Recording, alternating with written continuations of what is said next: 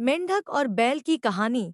एक मेंढक अपने 3 बच्चों के साथ जंगल में नदी किनारे रहता था। उन चारों की दुनिया जंगल और नदी तक ही सीमित थी। बाहरी दुनिया से उनका कोई वास्ता नहीं था। खाते पीते बड़े आराम और मजे से उनका जीवन कट रहा था। मेंढक हृष्टपुष्ट था। उसके बच्चों के लिए वह दुनिया का सबसे विशालकाय जीव था। वह रोज उन्हें अपनी बहादुरी के किस्से सुनाता और उनकी प्रशंसा पाकर फूला नहीं समाता था। एक दिन मेंढक फ्रॉग के तीनों बच्चे घूमते घूमते जंगल के पास स्थित एक गांव में पहुंच गए। वहां उनकी दृष्टि एक खेत में चरते हुए बैल पर पड़ी। इतना विशालकाय जीव उन्होंने पहले कभी नहीं देखा था। वे कुछ डरे, किंतु उसकी विशालकाया को देखते रहे।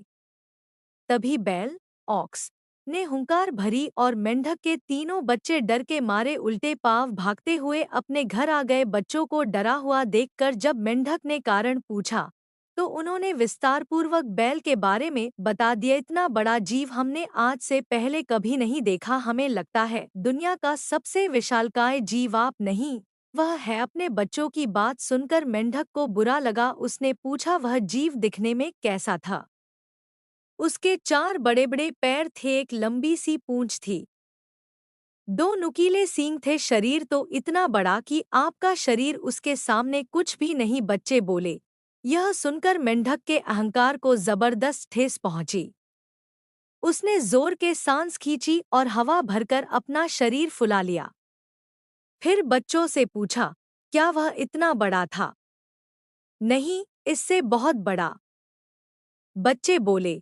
मेंढक ने थोड़ी और हवा भरकर अपना शरीर और फुलाया। क्या इतना बड़ा? नहीं नहीं, और बड़ा। मेंढक ने जंगल के बाहर कभी कदम ही नहीं रखा था। उसे बैल के आकार का अनुमान ही नहीं था। किंतु उसने मानो जिद पकड़ ली थी कि अपने बच्चों के सामने स्वयं को नीचा नहीं दिखाना है। वह जोर से सांस खींचकर ढेर सारी हवा अपने शरीर में भरने लगा। उसका छोटा सा शरीर गेंद के समान गोल हो गया, किंतु इतने पर भी वह